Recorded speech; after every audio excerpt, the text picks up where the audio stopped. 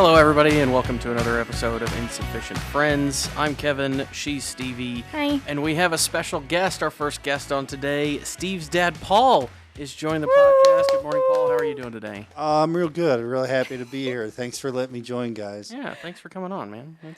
That's fun. This is the best day of my life. This is so fun. Mine too. So, Paul, me and you have actually never met. Like, we were supposed to go golfing about a year ago or something, and that whole thing happened and didn't actually turn out. But Miscommunication on my part. yeah, it happens, you know. But you know, how's it going, man? What are you up to? It's going good. I've actually been up to a lot. Working for a living like most people my age, but really getting healthy in life. You know, it's what you learn in middle age is that you stop getting younger. You know, you're not getting there, and so you got to take care of yourself. So I've been doing a lot of that, and it's good. I feel good. Lots of energy. Cool. Yeah. I've heard a lot about you from Steve. You know, tons of stuff about you from Steve, working with her every day. But I the only stories I ever hear about her are from her. So I want to hear some stories from you about her, because in the first episode we even named it Steve is a Princess. So I'm sure there's some good stories somewhere. Oh, there's plenty for sure. Yeah. No, wait, this is a mistake. We shouldn't have done this. Oh no, it's perfect. It's perfect. Yeah, no, I mean, honestly, in all seriousness, Stevie was a great kid to raise. I mean, there's sometimes you get lucky, and I was very lucky. But she's got some diva mentality for sure. I've noticed that before. Yes, for sure. As most adolescents or teens, she was reluctant to keep a clean room. Although she would go on cleaning sprees about once in a while, which, I started losing silverware over the years. And it's like, I had a whole fresh set of brand new silverware, and it's like 8-piece set. I'm like, why do I only have 3 spoons? What? I finally figured something out, but I don't know this. So I'm curious, I think when Stevie cleaned her room, she threw away my silverware because she didn't want to wash it because it was all dried gunk on it. So I'm suspicious, but Stevie, now that you're 22 and you're a full-formed adult, I want to know the truth. Did you throw away my silverware? Breaking news. Exposed on the pod. There was probably times that I didn't feel like cleaning off my dishes, so I just threw them away because I thought, we have plenty of silverware. This won't matter. until you get your dad down to just 3 spoons because you've thrown away so many of them. Apparently. It solves a huge mystery. I just realized it the other day because I was like, what happened to all my stuff? And bag clips, spoons, steak knives. Oh. Plates. That's a lot. Okay. So I'm guessing like they just ended up in the room somewhere, just like sitting around because you didn't clean, right? Yeah. Well, I'm not. The no cleaning is not a. Well, I've come a long way. Yeah. I think that living my freshman year when I lived with like 2 other girls my age, I was like the cleaner one, and then I kind of just took on that role and ended up cleaning after everyone, and then that was my last year of life of ever being like any dirty. Like I was sweeping all the time, Swiffering every time, like vacuuming all the time, and I was just like, okay, I know I want to have a clean home in the future. This isn't gonna fly. But what kid doesn't have like a dirty room at some point? Okay, well, come on. I guess we're not all as clean as Kev. Well, That's see a what good point. What made the connection for me was the time you cleaned your room when you got over your addiction to Van sneakers. This child, she loved Vans. Okay. And we had at one point, I lost count. There was over 30 pairs of Van sneakers in her closet. And she decides to clean her room one day. She decided she didn't like Vans anymore. And trash bag full of all these Vans. I was like, this is thousands of dollars worth of shoes. No, but I don't want to wear them anymore. I think we ended up getting them to Plato's Closet. You did get some money for them, but yes, that's what triggered. I said, I know she threw my stuff away. So now I know, mystery solved. That's great. Well, but she was an amazing kid though. She, just parenting's a lot of work. Oh yeah, and it's hard. Sure. And but.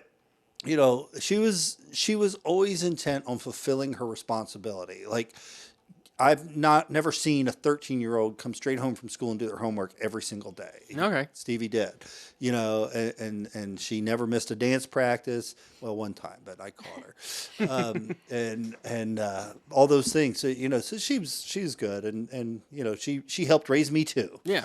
Awesome. That's true. Yeah, I did I remember I would get even if I was sick, I'd be like, can I go to school though? Because it would stress me out thinking, oh, I'm gonna get behind and miss stuff. That doesn't surprise me at all. I don't like missing work either. It just, it's my responsibility, you know, to be there and to do my job or whatever. So yeah. I have always been pretty I'm a good self-discipliner, I think. Okay. So, Steve. Yep. I don't know. No, we're gonna go back to your dad. We're gonna go back to your dad. Go ahead. This is his time. So I know you're big. You like to play golf. Mm-hmm. I know Steve. A couple of weeks ago, we talked about what you would do with unlimited funds, and her answer was to buy you a golf course that just for you. Mm. So I want to know what you would name the golf course, because she said she wouldn't name it; she would give that to you. So I want to hear what the name would be. Do we know where it is? Does it matter? Wherever you are. Okay. At the time. Name the golf course. So golf courses, you know, they always have to be 2 words. You know, there's always, you know, something about nature and something about an animal or something. Mm-hmm. How about? I would go with Eagle Beach. How's that? Okay, yeah, Eagle Beach. That kind of goes along with, that sounds with a lot of golf That's courses. very you. Yeah. Okay. Yeah. Speaking of golf, you're golfing. You have a golf tournament tomorrow. Well, not or a tournament, just an outing. We're going down to Very nice Branson to place. play Paynes Valley. New nice. course built by Tiger Woods. Okay. And, Yeah. going down with a group and That's fun. go to check it out. Yeah, I'm right from Springfield, so Oh, okay. yeah, I've been around there a bunch of times. I haven't gotten to play many of the courses, but I have gone around Big Cedar and stuff like that. Yeah, which that's right where it says Big Yep. Cedar. I've never been there. You know, I've been to it's Branson, but not there. Yeah. really beautiful. Yeah. He's got Johnny Morris, the owner of Bass Pro, has 7 or 8. Seems like 1,000 golf courses in that area, and they're all amazingly beautiful. That's what I've heard. So, Yeah, I'm excited. Yeah. nice. So you went for a run this morning. When you came, we got coffee. We're podcasting. You're gonna go golf. This is an ideal weekend for Paul Buckley. Pretty I good. feel. Yeah. The only downside is Monday, I'm going to be tired. That's true. That's Yeah. very true. Yeah, always the consequence of doing a lot on a weekend or on a vacation or anything And like it that. goes by so quick too. yeah. So for sure. But this is why you gotta take good care of your body, because then you have energy. You know, you can Yeah. do the fun stuff and keep working, and you gotta have the energy. Yeah, exactly. yes. So, Steve, did you have anything else? Actually, I did do my homework from last week. I've been dying to know. We talked about Midnights. Yes. And I did listen to the entire album this week. Good job. Well, they're all short songs, so Yeah, you know, no, they're it's pretty- not like listening to an album from the '80s when one song would be 15 minutes long or something. So, but I listened to the entire album. Yes. I Overall, I need a rating overall. And then we can go into what songs you like the what best. are we rating it out of 10? 10. Okay. Or stars. We could do 5 stars, whatever. Out of 10, I'd probably give it a. I'm gonna get attacked by Swifties. Is what's gonna happen. I'd probably give it a 6.5 to a 7. Okay. But sometimes I do think that first time listening to an album, especially if it's not an artist maybe you listen to particularly all the time, it kind of grows on you. You might like it more later than you do right now. I've talked to several people at work that say that they or one in particular who said she listened to it first time and she didn't like it at all, and then she listened to it again and she's liked it more. And every time she listens to it, she likes it a little bit more. So I'm not offended by that. Yeah. Rating. So I'm gonna say 6.5 to 7. It was Sure. good. I liked it. I think she's extremely talented. Mm-hmm. I was surprised to hear her curse in it because I don't think I've ever heard. I her know curse she did she got she's- kind of down she and said a dirty in few- this yeah. album. You get the parental advisory sticker Yeah. on her album. That's pretty impressive. But I did what you asked me what 3 songs would be the best. I think I'd go with I'm not gonna put them in any order, but That's the fine. top 3 would be probably Lavender Haze, Karma, and I don't remember what the other one. Kev, those are my two favorites. Well, that's good then. Yeah, I love that. I liked what was the Antihero. I liked that. Yeah, that's like the It's popular just one. It's so I hear it on the radio like once an hour Yeah, every time. it's like the one that really blew up, which I Yeah. think is kind of unfortunate because I don't think it gives the album that good of a reputation. It's a good song, it's fine, but it's like it's kind of redundant. It's more like what you hear all the time, but it's fine. Yeah, It's not I the mean best by any means. it was good. Like I enjoyed listening to it. It was nice to listen to. It's not something that I'm used to from her because it's not. It didn't sound like any of her other albums. I didn't think. But yeah, I thought it was good. Paul, I know you're into music. Have you listened to that album in particular, or?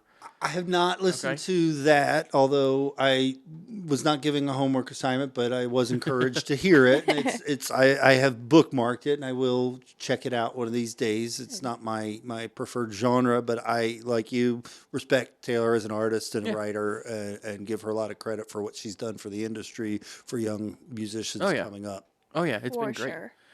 Because it's not necessarily my my cup of tea. I mean, I like some pop stuff. As far as like some of the stuff now, like one of the ones I like right now is Bruno Mars, but his newest album, that Silk Sonic, kind of goes back to the 70s, which is I love the 70s and 80s and stuff like that. So I do. Yeah, I have a lot of questions for you guys regarding music, but before we get into that, I am curious, Dad, like what's it been like kind of like telling people like, oh, my daughter has a podcast? Like, does it feel kind of like back in like my YouTube days where you were like telling people about my little YouTube channel? Or I didn't know you had a YouTube channel. When was this? That's a whole nother episode. Okay, well, we'll have to talk about that sometime. Yeah, we will. Yeah, it was good. It's different in the context that, one, like when I first heard it, like, and I listened to a lot of podcasts, and it was so impressive because it sounded like legit. Like, you guys have good radio voices. You guys are doing great. Like, it's really good. Like, well, thank you. Enjoyed it. And both episodes so far, as I listened, I laughed out loud, just because it's funny and not because it was my kid, it was good. And I wanted to be in the conversation. Like, and I know that's a good podcast when I'm like, ooh, I have something to say. Like, okay. What's the call-in number? So it's really good. So I've enjoyed telling people about it. And of course, I work with a lot of people that are into, podcasts and LinkedIn Learning, like everything's on the go. I've been sharing the link with people. I talk about it. But the question everybody asks is, what is the theme? What is it about? What is Insufficient Friends all about? And I haven't been able to answer that yet. So I'm curious. So what I've kind of come up with is it's basically a show about nothing. It's kind of like Seinfeld used to say back in the day. It's a show about nothing. Yeah. We talk about whatever current topics we want to, whatever we enjoy. It's a lot of personal stories, kind of like we've been doing today, back in the past. But it's kind of whatever suits our fancy for that week in particular. So you may hear sports one week, which we talked about the Super Bowl a couple weeks ago, and another week you may hear us talk about music, or you may hear us talk about probably some current events. It just kind of depends on what's going on and what we feel like on a regular basis. But Steve, do you have any? I think that rings pretty true. And I want to say, like, the reason why, honestly, we haven't addressed this question because I didn't think anyone was going to listen. So it didn't come to mind of like, oh, our first episode should be about what this is. I just didn't think no one was ever really going to hear it, to be honest. And that hasn't been the case, thankfully. But I think like the name Insufficient Friends, well, we kind of came up with it. When we worked together, we worked in a world where the word insufficient funds was mentioned a lot. That was thrown around a lot. So that was like a word we were familiar with. And then, we worked in a bank. Yeah. But by the way, we worked in a bank. I don't know if you want to say that, but sure. Yeah, it's probably fine. And then, so Kev came up with the name, and then I don't remember how we got to friends, but we changed that part to friends. And then I think to me the word, it's like, insufficient usually means like there's like an issue, there's a problem there, but we're good friends, but we definitely we kind of talk like brother and sister sometimes. We kind of we bicker, but and that's kind of we would talk at work and have this similar chemistry, and people around us would be like, you guys are so funny. You guys talk like your siblings. Like, because it never got to a point of disrespect, but we'd argue. We'll go back and forth. We banter, but it's kind of entertaining. So that gave me the idea, well, I don't get to do this anymore because I was leaving that bank and going to do something else. So I thought, well, we shouldn't stop having this, and we should let people listen to it. So yeah, it's just like it's just two friends kind of having fun. Yeah, talking. having fun. Yeah. No, I like it. Makes Back and sense. forths. And I often think too, like humans inherently are imperfect or insufficient. Yeah. And so we're all insufficient. Exactly. And I love that. We're all insufficient. That's the title of this episode. There you go. We're all insufficient. But anyway, so back to music. We kind of Yes. got away from that a little bit. But Paul, what is your type of music? Like what do you like to listen to? I know you kind of play some too. What do you kind of go for? What's your... I mean, my wheelhouse is 60s rock and roll, folk rock, that genre. The Beatles, Bob Dylan. Like I could stop there and never run out of things to enjoy from those two artists right there. Yeah. The Grateful Dead, the Velvet Underground, progressive rock, Lou Reed from the Velvet Underground, more into the 70s and into the 80s, but also alternative rock, the grunge era rock. But I also love jazz. Yeah. Recently discovered a new band. Am I allowed to say a band name on here? Yeah. Go for it. Okay. Pink Martini. Okay. They're fascinating. I actually learned of them. Their music was in the second season of The White Lotus on Netflix. Oh, okay. In which they were in Italy, if you haven't seen that. And so it's some Italian jazz music types. I just really enjoy them. Great vocals, horns, all that. Frank Sinatra. I love Frank. Oh, yeah.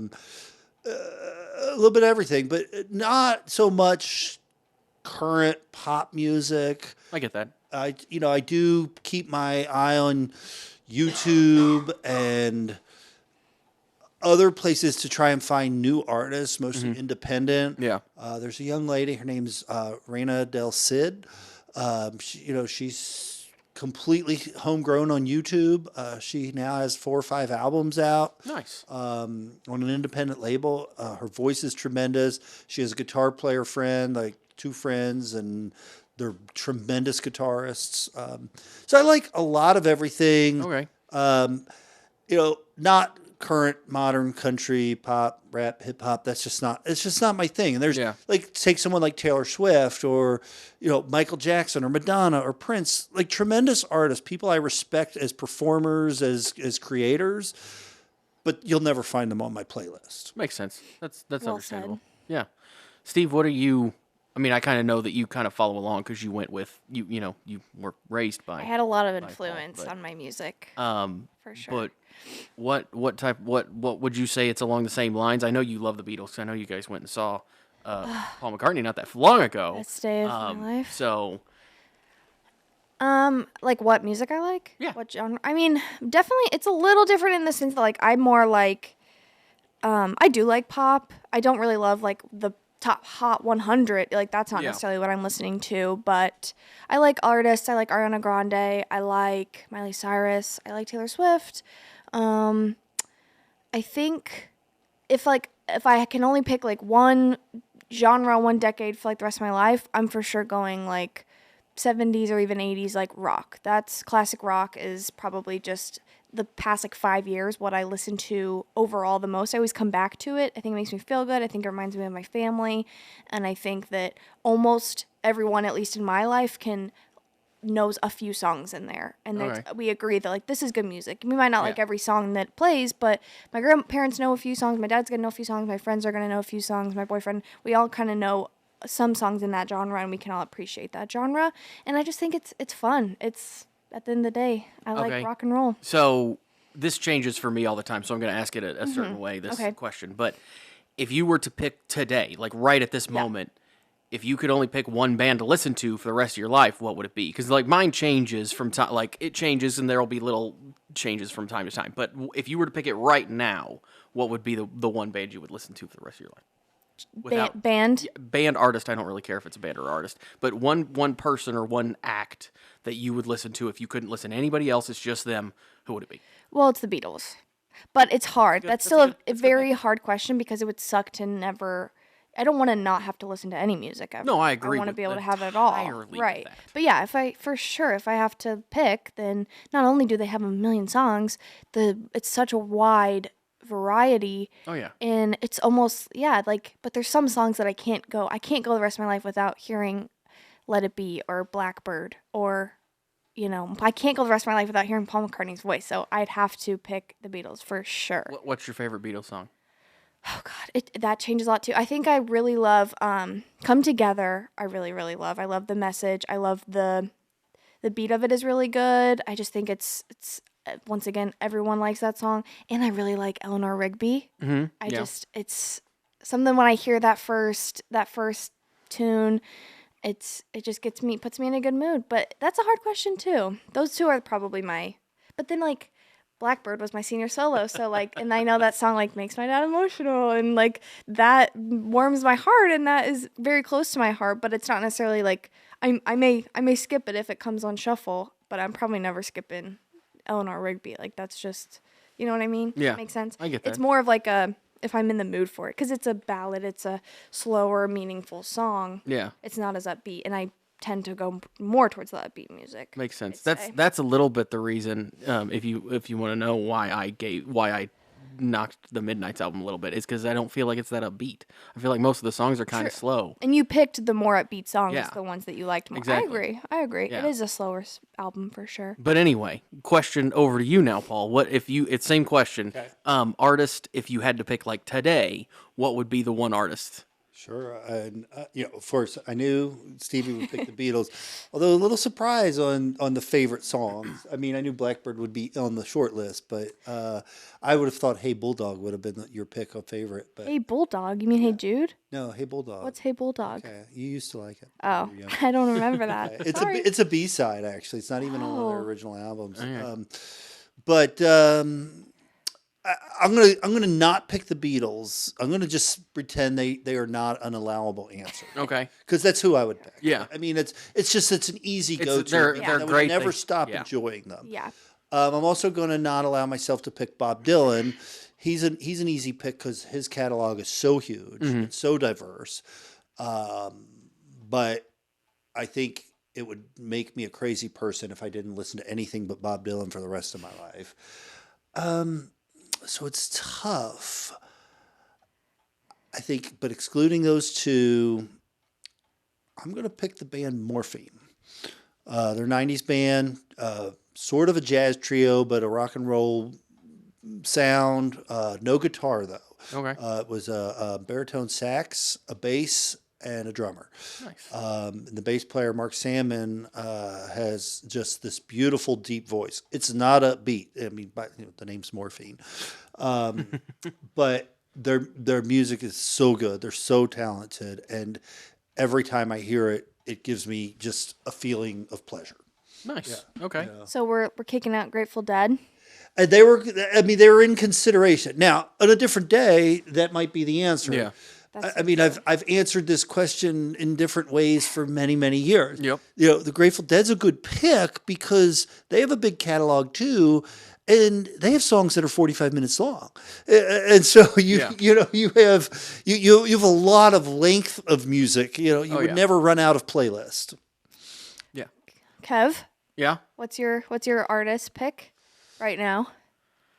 I would have to say it's the Eagles. I was gonna Yeah. say that was. I mean, I went and saw you them always not that go long to ago, them. but I do love the Eagles. You do. Like they're not as expansive as the Beatles. They didn't have as many changes in their type of music, but I love them. I've seen them several times in concert, and I love to listen to them. So, and if I had to pick one song, this is gonna go against my whole upbeat thing, but Lion Eyes is one of my favorite songs. Huh, interesting. It's long, but it's I do like that song a lot. Interesting. I mean, Hotel California is. Of course, I of thought you were course, gonna say that. wonderful. That's your fave. But I do love the Eagles. So, yeah. And you said you had a game for us? I Was did. it music? Yeah, Was it and music that's related? so I Okay. kind of wanted to tie that in. Is that all you want to? Yeah, I don't think I musically have ask anything my else. dad? Yeah. Okay, so I do have a fun game, and we can start maybe like with the 60s or the 50s. In my opinion, we should start with the 60s. But like, if we each can come up with, I think it's really interesting to find, okay, we have 3 different generations, 3 different perspectives. We come up with one song that to us describes every decade. So when you think of the 60s, what comes to your mind? 70s, 80s, same throughout. We'll go up to like 2010.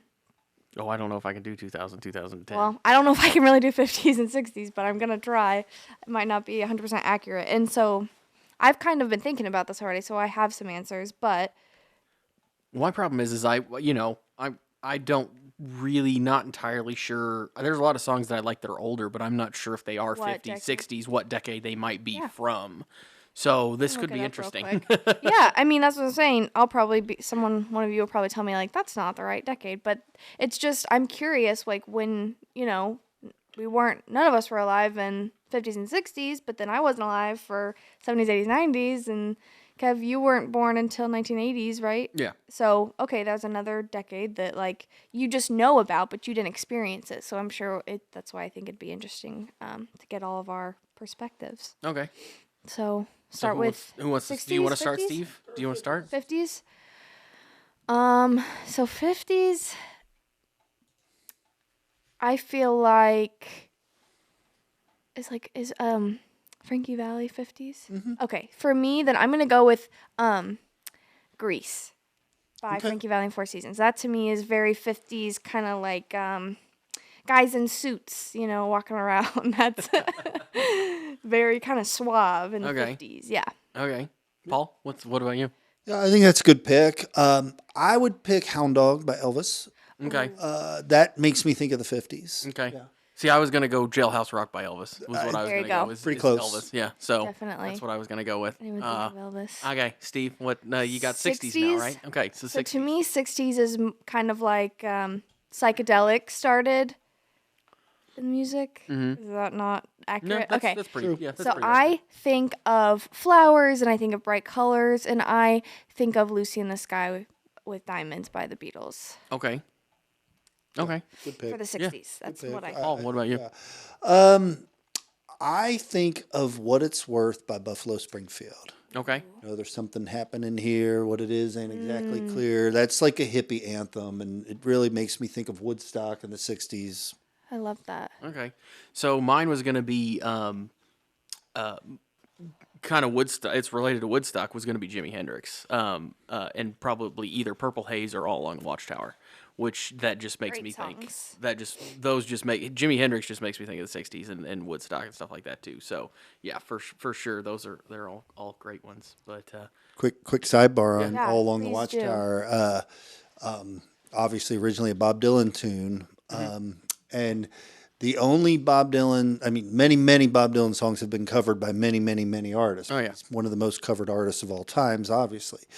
But All Along the Watchtower by Jimi Hendrix is the only Bob Dylan cover that Bob Dylan changed his performance of that song because he mimicked Jimmy's style rather than his own version. nice. He liked Jimmy's electric version than his original acoustic, and that's the only way he'll play it ever since Jimmy did it. That's a big deal. That's a big honor. For you to go and take a cover and change your way of playing it to what your cover was is pretty big. What a compliment too. Yeah. That would be an insane feeling. Yeah. I mean, sorry, I have a lot of useless music trivia. Oh, yeah. knowledge. I get that. That's please. Speaking of Jimi Hendrix again, in the 90s, Paul McCartney was in an interview, and in the interview they asked him who his favorite guitarist of all time was, and he said Jimmy. Yeah. And he Don't knew blame him. Jimmy. He knew Jimmy before anybody knew Yeah. Jimmy. Because Jimmy was a American that didn't make it in the industry until he went over to London, and that's where he got his start. Yeah. I forget what song it was, but there was a shout out. Paul talked about Jimmy at his concert, and I don't remember when or what song it was. Maybe if it comes to mind, I'll bring it up. But he said something about a song being played by the great and wonderful Jimi Hendrix, and it was Yeah, I remember oh that. my God, famous people are so cool. Okay, Steve. So to the 70s. So I immediately go Fleetwood Mac when I think of the 70s. Okay. That's like probably my favorite band in that era. And so then it's like, okay, my favorite song of them, or just the most 70s song, is a toss up between Landslide and Dreams. And I'm going to go with Landslide. I feel like Dreams has kind of resurfaced. I know a lot of people like in my generation know that song now because of that guy that was listening to it, drinking the cranberry juice on the skateboard. That like really resurfaced, and like now everyone that is like my age and even younger listen to that. So that doesn't give me huge 70s vibes. I'm going to go with Landslide by Fleetwood Mac. Okay. Paul, how about you? Good pick. 70s gets tough. This is where the industry really started to expand in diversity. Motown was very big. There were some great rock bands in the 70s. Of course, Pink Floyd was taking off. The Eagles and The Who were big in the 70s. But at the end of the day, when I think of 70s, I cannot pick anything other than I Will Survive by Gloria Gaynor. Ooh, Okay. that's such a good song. Okay. Yeah. That's a good choice. That's very 70s. So when I think of the 70s, I immediately, when I was a kid, one of the radio stations that my dad used to listen to all the time was, they had a 70s Saturday is what they would always play. It was just all 70s all day on Saturday. And what I always think of when I think of the 70s is disco, because that was a lot of what they played. And I immediately think of Staying Alive by the Bee Gees. Good choice. That's immediately what I think of. I know there was a lot of That's other good honestly rock and roll from that time, because I mean a lot of the Eagles stuff that I listen to is from that time. But I just the disco is what sticks in my head when I think of the 70s. So 100% That's agree. way more true. My answer's so lame. No, I like your answer. It's very 70s. I mean, there's a lot of cocaine in that song. That is That's very very true. 70s. yeah. Yeah. Okay, Steve. So the 80s. What about Ooh, the this 80s? one's fun. So this is for me. I mean, I know there's a lot of different genres happening in the '80s, but this to me is hard rock. This is heavy, hair bands. This is Love those. Motley Crue, Joan Jett, AC/DC, Bon Jovi. To me, that's all very '80s. But honestly, just when I think of '80s, I think of rock and roll. So I think of the song "I Love Rock and Roll" by Joan Jett is probably my '80s pick, and I love Joan Jett. Anything by Joan Jett really is an '80s bop for me. Yeah, Okay. that's a really good pick. 80s is tough, especially. I mean, the 80s and 90s are hard for me because those are my generations. That's where I Right. grew up. I can't do 80s. It's got to be Billie Jean, Michael Jackson. Oh yeah, that's good. King That's of a great Pop. song. That was love the Michael 80s to me. Okay. Definitely. I'm very curious for Kev's answer. He loves 80s rock. I love the hair metal. Yes. I love the hair metal. But I also I do love Michael Jackson too. And there was so much fun music from the 80s that I love to listen to, even though I wasn't alive for most of it. But my number one song from the 80s that I think of is Living on a Prayer by Bon Jovi. That's just Great choice. immediately what I think of. It's just like the anthem of hair metal from that time. So, and that's just what I immediately think of. Yeah. So, Bon Jovi and Joan Jett were like kind of obviously I knew rock and roll from my dad, but when I decided to start listening to it just for myself, like early high school, I really loved Bon Jovi and Joan Jett were just like, Living on a Prayer. Oh gosh, now I can't think of the other Bon Jovi songs I love. Wanted, Dead or Alive, You Give Love a Bad Name, and then of course I Love Rock and Roll by Joan Jett. Even the Runaways I liked. So that's that. I agree that like to me is super 80s. So okay. Do you guys want to hear what? Do you guys want to hear what Rolling Stone counted as the top 5 songs of the 80s? can we guess them? Sure, go for it. What do you think? What do you think? Like top 5, like Billboard or This is just like one of their articles picks? that they did. Yeah, Okay. just top 5 songs of the 80s in There's general. got to be a Michael Jackson in there.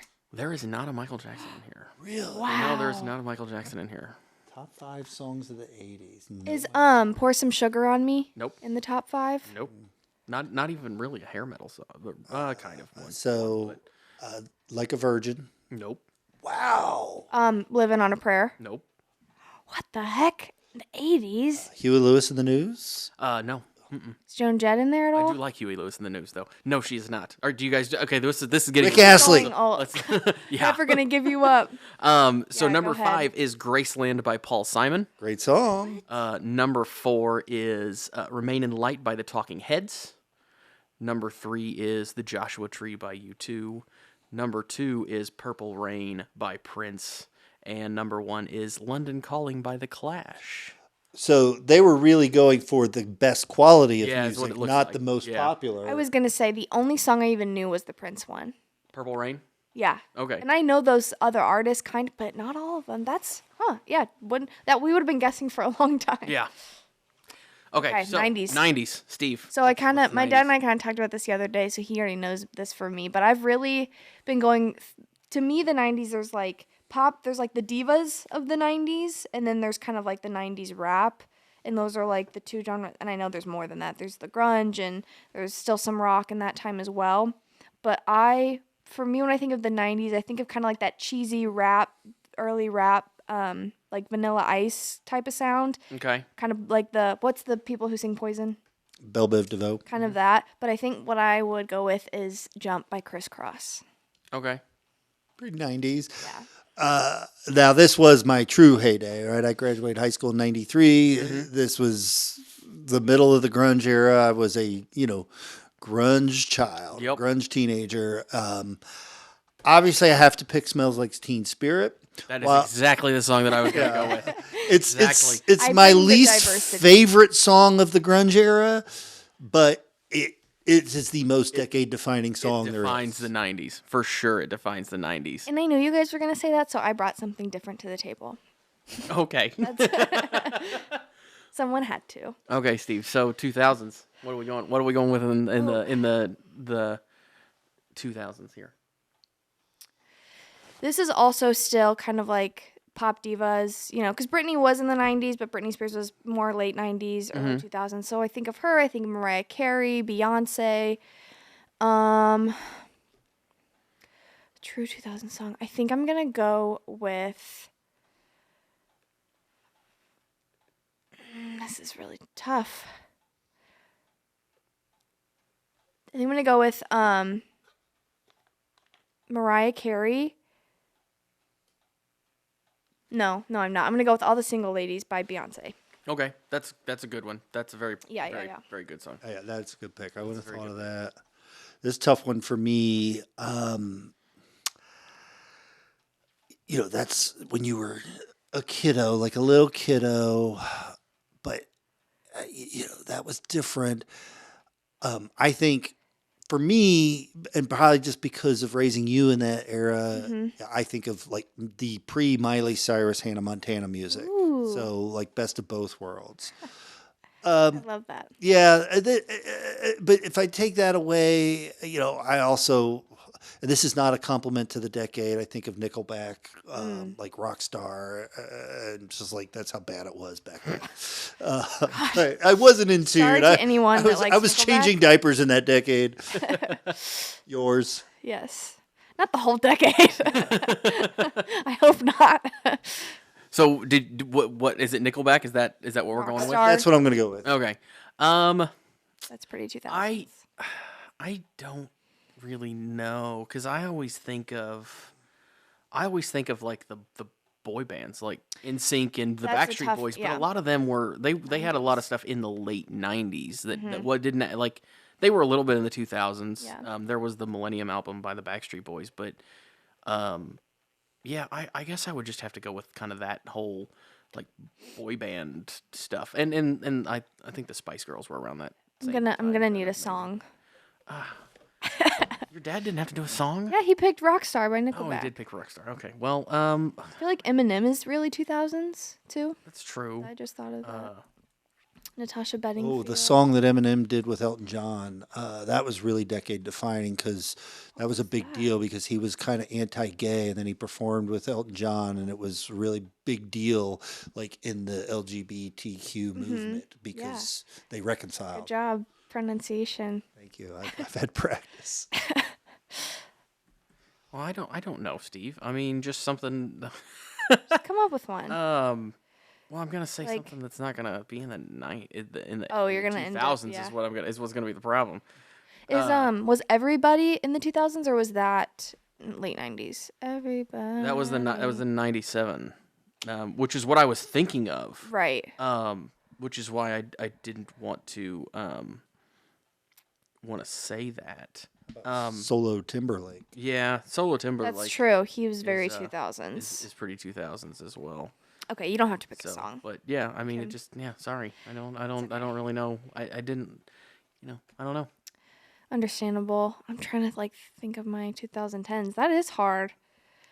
Because I kind of don't listen to much of that music. Right. So everything. I'll I listen probably to is go. older than that. Actually, I have the perfect answer. I think this song really, and it's funny because it's.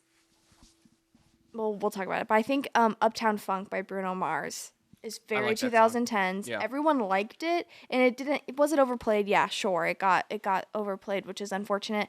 But it's funny because that's almost like it's Uptown Funk. It's not even really. It's kind of was more of like a throwback tune, but it did so well, and it also was pop. So yeah, I think it's a good representation of the 2010 decade. Yeah, another tough one for me, and I may be wrong on the decade. I think I'm right, but "Party in the USA" by Miley Cyrus. That was Okay. probably like right Yeah. before either 2010 or very close to. So Yeah. I'll accept that. I'm not exactly sure. I think that that's. I'll accept that. Yeah. I don't We don't have will anything against accept. that, but I'm probably gonna go with Bruno Mars as well. That's what I think of when I think of the 20. Like he Me was too. really big in the 2010s. Yeah. My probably my favorite song by him is "Locked Out of Heaven." That's a good one. And it's just fun. Yeah. But yeah, that's kind of probably That's a what I good would go with, something like representation. that. So One song that was very popular that unfortunately I think it's defining in the 2010s is "Happy" by Pharrell Williams, but I hate that song. I get But that. I always can't. hated that song. Oh, it's just so. It's too. It's like what about too Weird on the nose. What about Weird Al's version? I don't never heard it. You never heard "Tacky" by Weird Al? No, is that like a parody? Yeah, you've never heard of Weird Al? No, not Weird Al. Weird Al is huge parody artist. I have failed at my job. I thought I had it all covered.